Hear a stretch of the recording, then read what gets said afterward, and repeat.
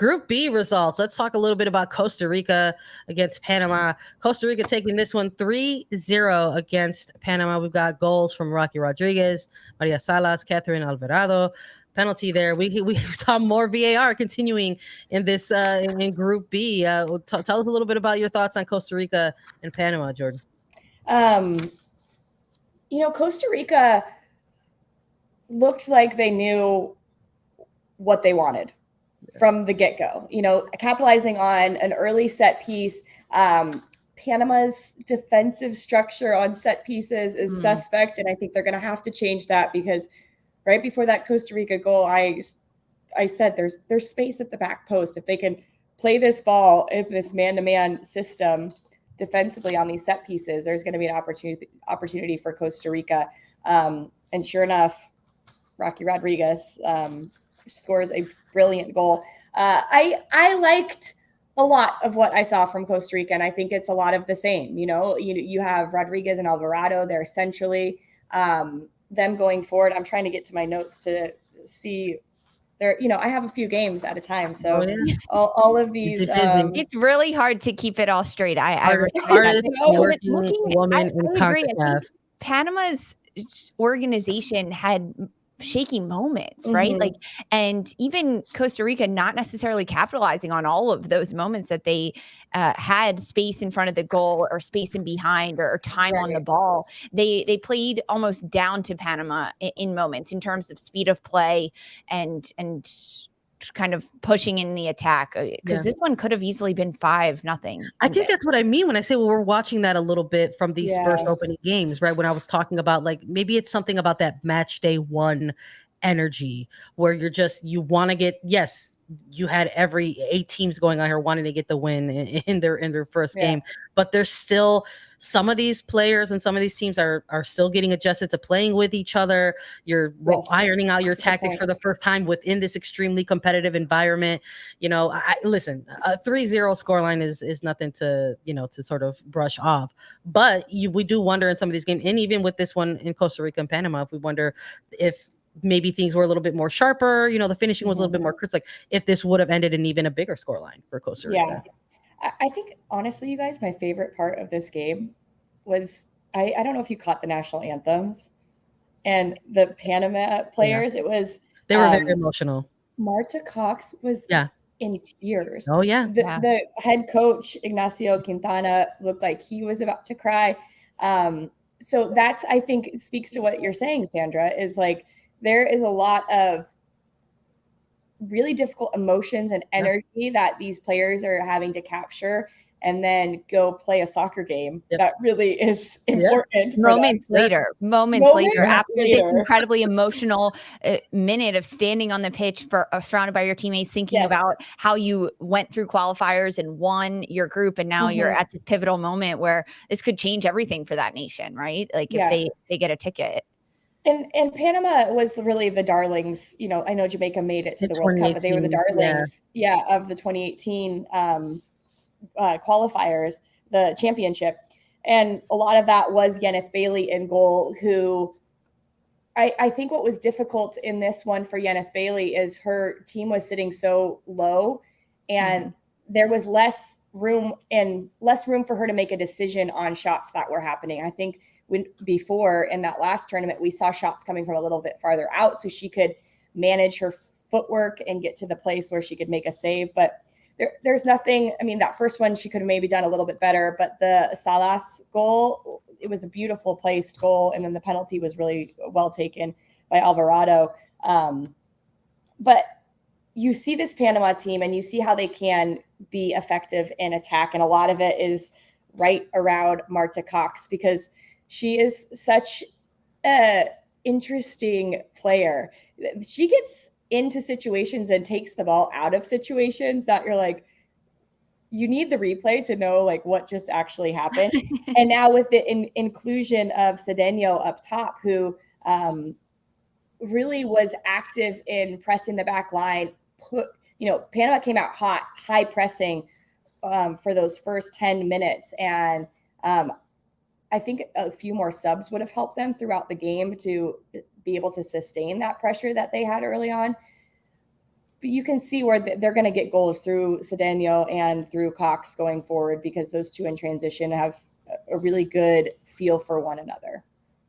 Yeah, let's talk about this. Let's transition to this final game, because I think when we're looking at Costa Rica and Panama, I think we still saw some of that match day one energy, and I love that you pointed out the big moments with the anthem. Mm-hmm. Maybe they will look a little bit more settled in match day two, and not even just more settled, but having more information in front of them to sort of utilize and execute their game plan in match day two. So to sort of close out Group B, because we absolutely have to get your thoughts on this game. I saw some similar trends here in this match when we're looking at Canada winning 6-0 over Trinidad and Tobago. Another team maybe similar to the United States going into this tournament with a lot of narrative around them. Mm-hmm. Olympic gold medalists coming out of the Tokyo Games there. They're playing some of their best soccer right now, quite frankly.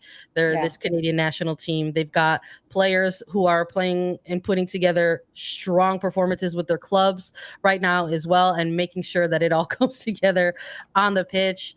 And Sinclair getting the breakthrough, getting that first goal for this team. But we were wondering, at least for me, I was watching this game and saying, okay, 19th minute here we go. They're going to start racking them up, but they still needed a little time to get going. Tell me your thoughts on this game, Jordan.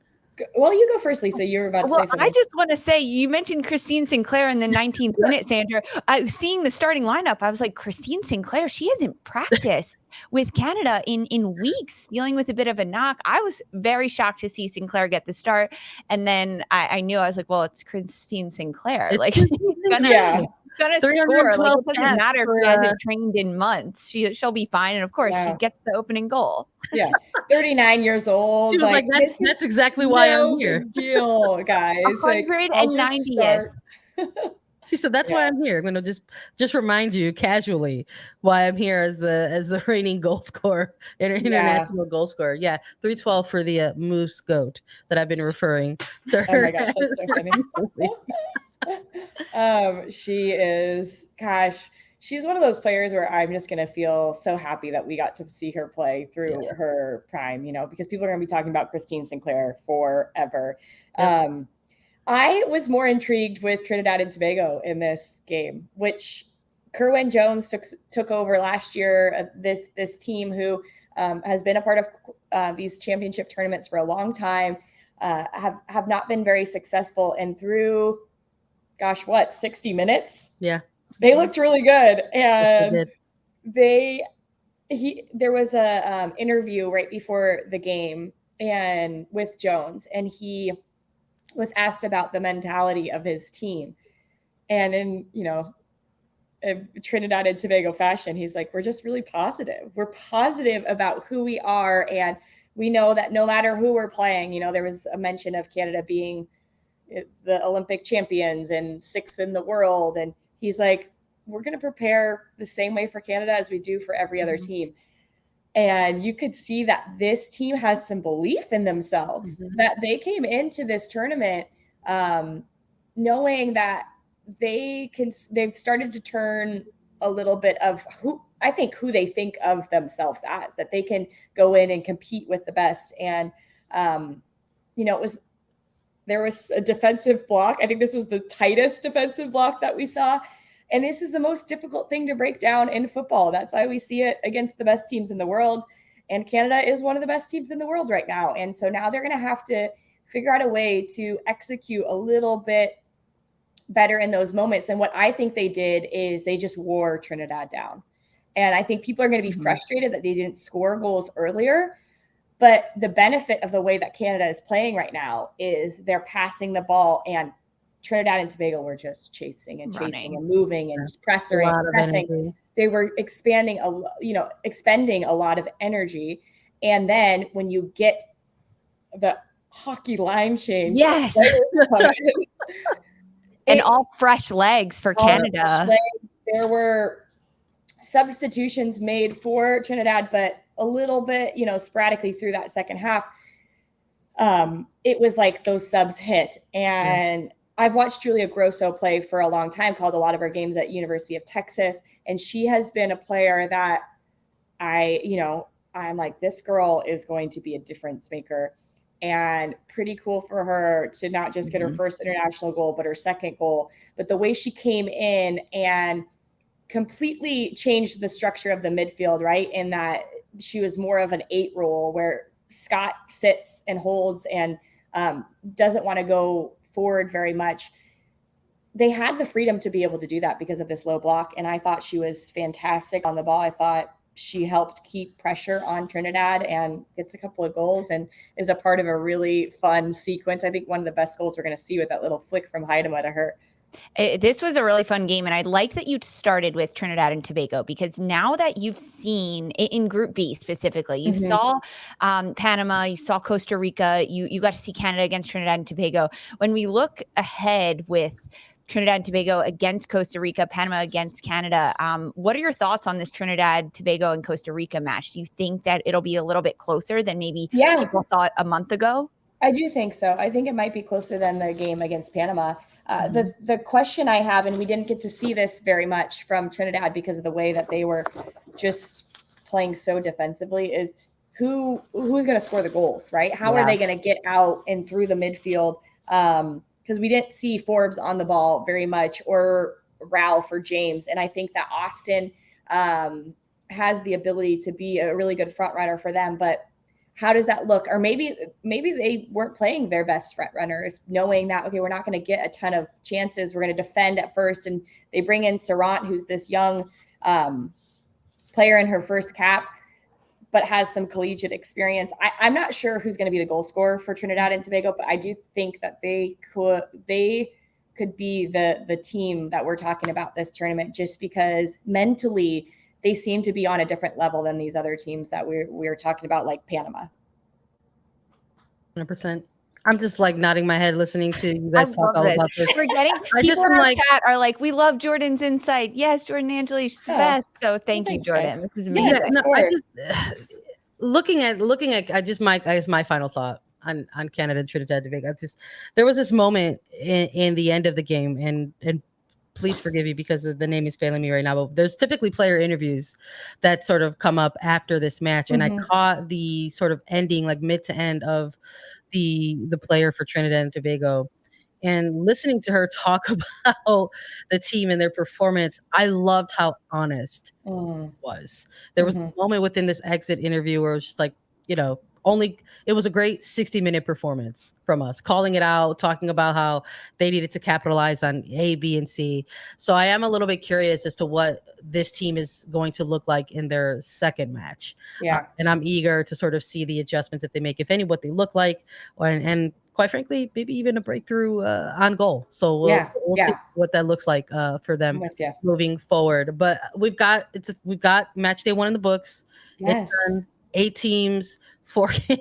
We have gotten a look at each and every program so far. For you, for the both of you, right now in this moment, as we're looking ahead to match day 2, who do you think is the most dangerous team so far in this Concacaf Championship? Most dangerous team. I mean, how can you not say Canada after the way they performed? I think that they have to be. But I think that this game against Jamaica in the U.S., and I know you guys are going to preview it in a few minutes, I think that is going to be the best game, because we're going to see the most. I do think Jamaica is not going to sit completely in a low block. So there's going to be more soccer played, and we're going to see both teams have to defend one another, and it might be the most intriguing game.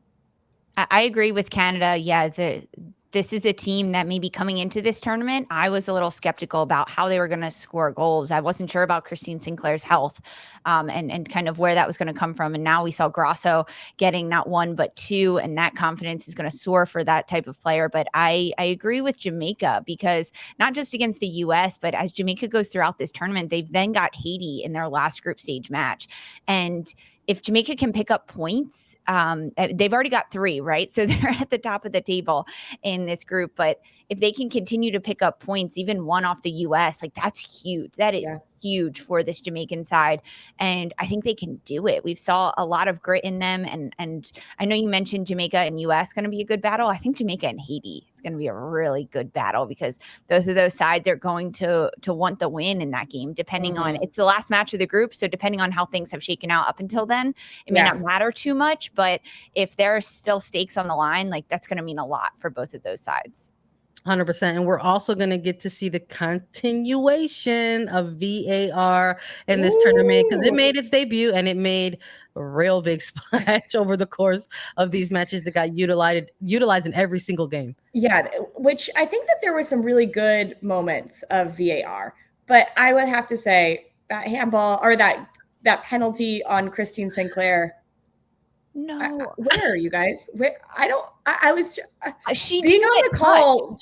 The ball didn't move, and she didn't get touched till well after it, and like she's not going to get the ball to score. I don't know. So I had issues. I had issues trying to be positive in that moment. I mean, they've used VAR, right? So that's great. It's not like, okay, we have it and we're not going to use it. We've seen it being used in every single match. So I think that's a great step in the right direction and a real positive. But even looking at the US game, I believe that should have been a red card against Roselord Borgea, against Kelly O'Hara. It was full cleats down the side of the body. It was initially a red card, moved back to a yellow card. In the Canada match, I agree. I don't think Christine Sinclair got hit on that initial PK. And then there was another one that went to VAR and they didn't call it a foul. And I thought that one was more of a foul than the one that Becky gets taken out of the box. I was like, the player. I pushed my talk back to my producer and I was like, well, that's a penalty. Becky gets stepped on, whereas Christine Sinclair goes to the ground, and from my perspective, didn't look like she got hit on. So it's a lot, and I'm sure that the people in the VAR truck have many more angles and more visions, and they have the rule book that they know. And I'm just watching this, and I'm like, that's a PK. That's not a PK. You guys, unfortunately, it's a learning process. And it stinks that it's happening at this stage where there's a lot on the line. But next year, these people have to be proficient in this. And so if they don't get games and have to make these, because I hope they're in there today, looking back at those 4 games, looking at the things that they went to the monitor and didn't, and saying, all right, we did this one correct, and we didn't, and taking some ownership, because that's the only way that there's going to be growth in this. And you just hope that some of those things as match day 2 and match day 3, and then into the knockout stage come to be, that those, what look like potentially mistakes are not happening anymore. And not just fouls or penalty kicks, but also offside. But honestly, I think that needs to be something that they start pulling into effect. I think that the US was offside on their first goal. I think Alex Morgan was off, but like they didn't look at it. I don't know. So like those are just some certain things that I would also like to see them talk about today, hopefully in what they're doing and then in preparation for match day 2. Maybe you need to get Christina Uncle on here. Yeah. I love Christine Uncle. We're big fans of Uncle for sure. Love Christine Uncle. We just need answers. We need answers. Referees. Well, I don't know if she had them herself in the moment, but maybe she's had a day or so to reflect on it, and maybe can give some more insight for sure. But look, efficiency in VAR for sure. Maybe efficiency in penalty kicks, perhaps. Maybe, I don't know. Efficiency across the board.